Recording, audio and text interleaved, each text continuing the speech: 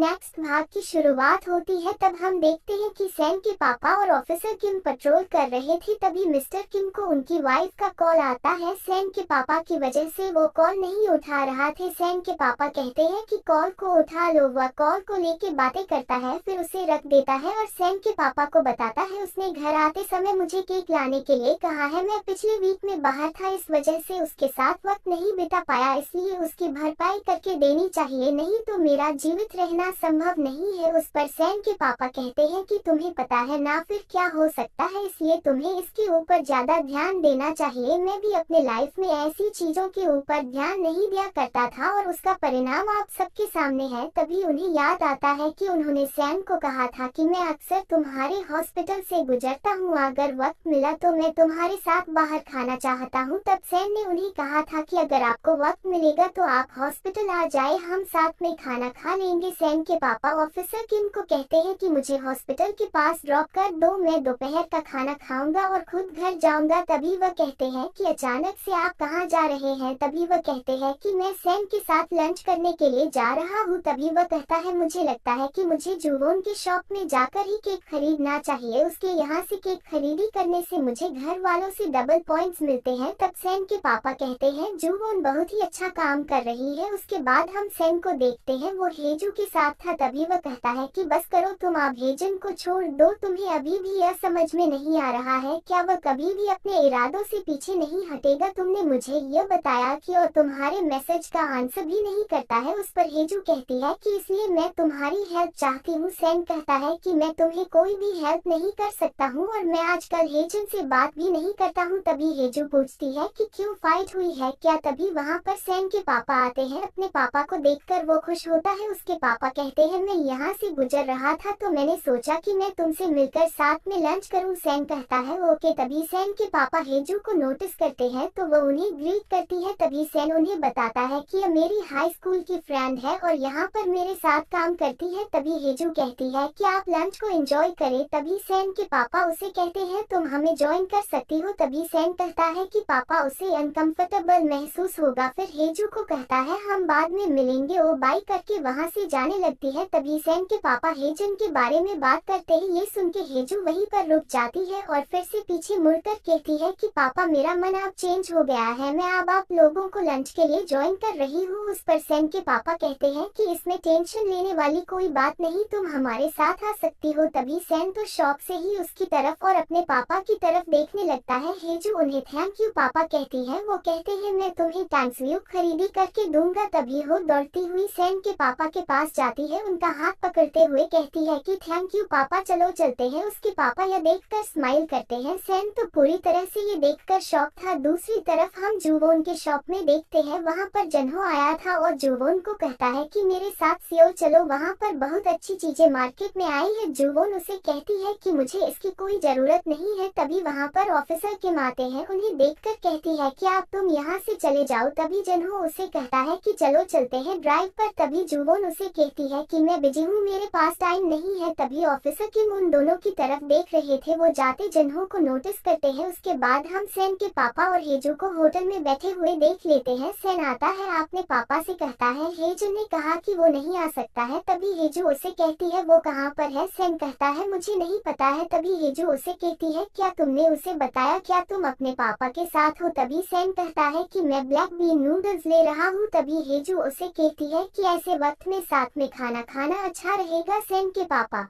कहते हैं वह सही कह रही है, वैसे मैं तुम्हें किस नाम से बुलाऊं। वो कहती है आप मुझे हेजू कहकर बुला सकते हैं। उस पर सैम कहता है डॉक्टर कह के बुलाए। उसके बाद हम देखते हैं कि सैम के पापा और जूवोन के पापा साथ में बैठे हुए थे। तभी सैम के पापा जूवोन के पापा को बताते हैं कि आज मैं सैम को और उसके साथ काम कर रही हेजू को मिला। हेजू सैम के माँ को सियोल में मिली हुई है। सैम बहुत ही स्ट्रांग रहने का एक्टिंग कर रहा था, लेकिन वह बिल्कुल भी शर्मा नहीं रही थी। जूवोन के पापा कहते हैं कि मैंने उसे एक बार अस्पताल में देखा है, अच्छी है। तभी सैम के पापा कहते हैं कि मुझे सैम की बहुत ही ज्यादा केयरिंग हो रही थी, कहीं वह मेरी तरह दिखावे पर ध्यान न दे, लेकिन उसने अच्छी चॉइस की है, लेकिन वह दिखने में सुंदर है और अच्छी भी है। जुवोन के पापा कहते हैं दिखावे के पीछे भागना और डींगे हाँकना कोई अलग बात नहीं है। तभी सैम के पापा कहते हैं कि इससे भी इम्पोर्टेंट बात है, जुवोन के पास भी कोई है। जुवोन के पापा कहते हैं कौन है? सैम के पापा कहते हैं कि ऑफिसर किम आज जुवोन के स्टोर गए थे, वहाँ का माहौल देखकर उन्हें लग रहा था कि वह दोनों डेटिंग के लिए बाहर भी जाते हैं। जुवोन के पापा कहते हैं रियली क्या वह दिखने में ठीक तो है, उन्हें कैसा लगा? सैम के पापा कहते हैं कि उन्होंने बताया कि वह दिखने में हैंडसम है और जुवोन का हर शब्द मानता है। तभी जुवोन के पापा कहते हैं कि मुझे मैडम ने कहा था कि मेरे तीनों बच्चों को कभी कोई नहीं मिलेगा, मैं उनके नेगेटिव कमेंट से बहुत ज्यादा चिंतित था, लेकिन मेरी चिंता सच में यूजलेस थी। सैम के पापा कहते हैं कि उस बुड्ढी दादी की बात मत सुनो। जुवोन के पापा कहते हैं कि तुम सच कह रहे हो, हर किसी का मैच होता है, हमारा कौन सा भी बच्चा आप किसी भी चीज से वंचित नहीं है। उसके बाद हम देखते हैं कि जुवोन की शॉप पर हेजन का फ्रेंड और उसकी वाइफ आकार बैठे थे, उनमें बहुत ही ज्यादा बच्चों जैसा प्यार चल रहा था। तभी जुवोन को उसे देखकर अच्छा नहीं लगता है, उसे कहती है कि तुम लोगों ने केक तो ले लिया है ना, फिर यहाँ से चले जाओ। तभी हेजन का फ्रेंड कहता है मैं यहाँ पर हेजन का आने का इंतजार कर रहा हूँ। जुवोन कहती है वो बिजी है, उस पर हेजन का फ्रेंड कहता है पता नहीं आजकल वह कहाँ पर बिजी रहता है, मैं उसे कभी भी पकड़ नहीं पाता हूँ। तभी जुवोन उसे कहती है कि क्या सच में? उसके बाद हम देखते हैं कि जुवोन सैम के साथ थी। तभी वह सैम को कहती है कि आजकल हेजन को क्या हो गया है, पता नहीं कहाँ पर जाता है और क्या करता है, आजकल बहुत ही ज्यादा बिजी दिखने लगा है। क्या वह पापा के लिए स्टोव खरीदी करने का तो नहीं सोच रहा है ना? लेकिन पापा ने इसके बारे में कोई भी प्लान नहीं किया है, कहीं और किसी स्कैम में तो फंड्स तो नहीं जाएगा ना? उस पर सैम उसे कहता है कि तुम इतना ज्यादा उसके बारे में क्यों सोचती हो, क्या वह छोटा बच्चा थोड़ी है? उस पर जुवोन उसकी तरफ गुस्से से देखने लगती है। सैम कहता है कि हमने यहाँ पर 3 राउंड मारे, तुमने हर वक्त उसी के बारे में ही बात की है। उस पर जुवोन कहती है कि मुझे उसकी केयर होती है और क्या तुम्हें जेलस हो रही है क्या? उस पर सैम कहता है तुम्हें थोड़ा सा वक्त अपने बॉयफ्रेंड को भी देना चाहिए। फिर वह उसे प्यारी प्यारी बातें करने लगती है। वह दोनों अपने घर की तरफ जाते हैं। सैम नाराज हो गया था इसलिए उसके क्लोज जाती है। तभी सैम उसे किस करता है। तभी रूम का डोर हेजन ओपन करता है। डोर ओपन होने की आवाज सुनकर और दोनों एक दूसरे से दूर होते हैं और अपने होठों को क्लीन करने लगते हैं। तभी हेजन उन दोनों को कहता है कि तुम दोनों मेरे पीछे अंदर आ जाओ। तभी दोनों एक दूसरे की तरफ देखने लगते हैं। दोनों अंदर जाकर बैठ जाते हैं। उनके साइड में हेजन बैठ जाता है, फिर उनके सामने एक पेपर रखता है और उन्हें कहता है कि इसमें मैंने तुम दोनों के डेटिंग के रूल्स लिखे हैं। तभी सैम उस पेपर को लेता है, उसको पढ़ने लगता है तो जुवोन भी उससे देखने लगती है। उसमें लिखा था कि जुवोन के डेटिंग रूल्स हेजन की तरफ से। तभी हेजन सैम को कहता है तुम उसको डेट कर रहे हो तो तुम्हारे लिए ये रूल्स फॉलो करना जरूरी है। सैम कहता है क्या तुम मजाक कर रहे हो? हेजन कहता है कि तुम्हारी जगह अगर कोई और आदमी होता तो उसके साथ भी मैं यही करता। तभी जुवोन कहती है कि यह सही है, ओप्पा की तरफ से एक्सेप्ट करना चाहिए। तभी सैम उस पेपर में लिखे हुए रूल्स को पढ़ने लगता है तो उसमें लिखा था कि चाहे कोई भी रीजन हो, जुवोन रात को 12 बजे के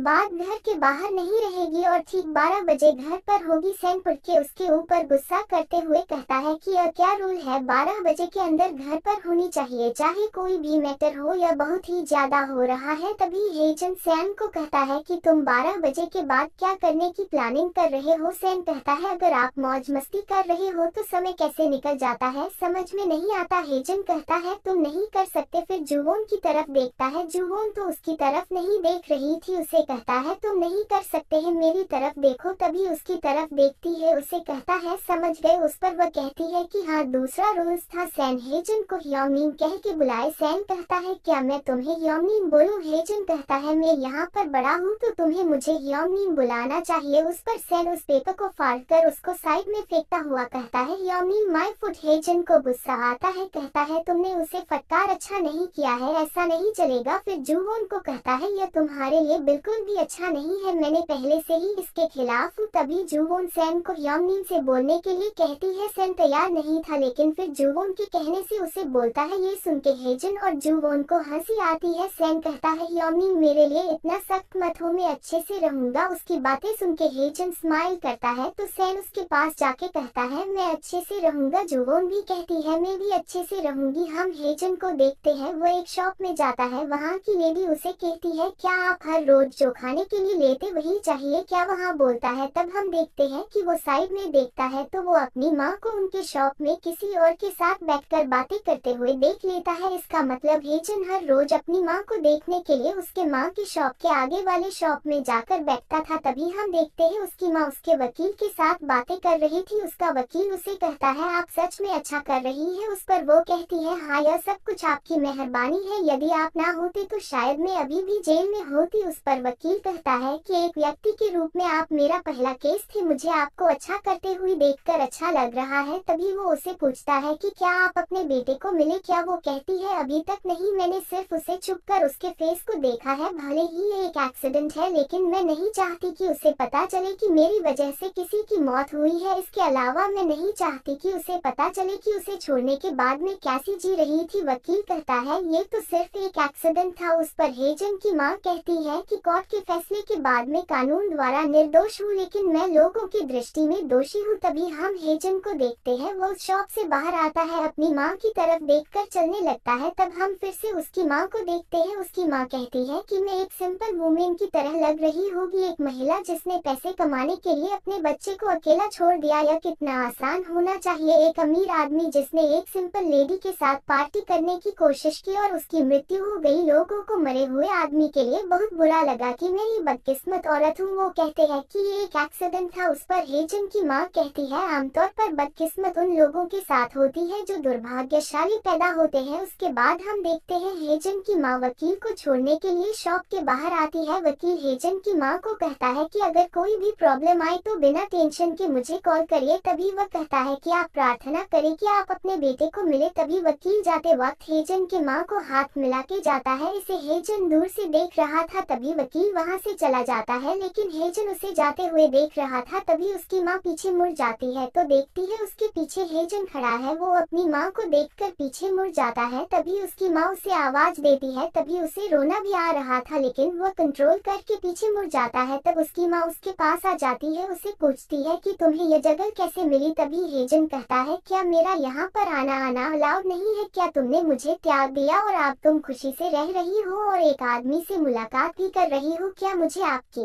ग्रेट लाइफ में नहीं आना चाहिए था क्या। तभी उसकी माँ कहती है कि तुम्हें पता था क्या मैं यहाँ पर थी। वो कहता है हाँ, यदि मैं ऐसा ना करता तो अच्छा होता, मैं सिर्फ दिखावा करता कि तुम अस्तित्व में ही नहीं हो। मैं जानता हूँ तो मैं क्या कर सकता हूँ, मैं यहाँ से चला जाता लेकिन मैंने तुम्हें किसी और आदमी के साथ मुस्कुराते हुए देखा तो मेरे अंदर गुस्सा का फूट पड़ा। मैंने तुम्हें कितना याद किया, कितना रोया भी, तो मैं यहाँ पर क्यों ना आऊँ। मैं जब तुम्हें यहाँ पर देखा तो तुम और लोगों के साथ बहुत ही खुश रहती हो। तब मैंने देखा आप सब कुछ अच्छे से कर रही हो, ये देखकर मुझे अच्छा लगा। फिर मैंने सोचा आपका सब कुछ तो अच्छे से चल रहा है, फिर भी आप मुझे मिलने के लिए क्यों नहीं आ रही है। आखिर का इसका रीजन क्या हो सकता है। मैं बहुत सोचा लेकिन मुझे इसका आंसर नहीं मिला। लेकिन मैं हर दिन आपको देखने के लिए यहाँ पर आता था, मुझे लगा आपको मेरी एक पल के लिए भी याद आती होगी, लेकिन ऐसा कुछ भी नहीं था। उसकी माँ कहती है कि मुझे माफ करो लेकिन कहता है मुझे आपकी सॉरी की कोई जरूरत नहीं है। वैसे भी आप मुझसे मिलना नहीं चाहती थी, इसलिए प्रिटेंड करो कि आज तुम मुझसे मिली ही नहीं। मैं फिर से आपको देखने के लिए यहाँ पर नहीं आऊंगा, किसी और जगह पर अपना मन लगाऊंगा, अभी मुझे मिलने की कोशिश मत करना। ऐसा बोलकर वहाँ से वह चला जाता है। उसकी माँ उसे जाते हुए देख रही थी, उन्हें भी बहुत ज्यादा रोना आ रहा था।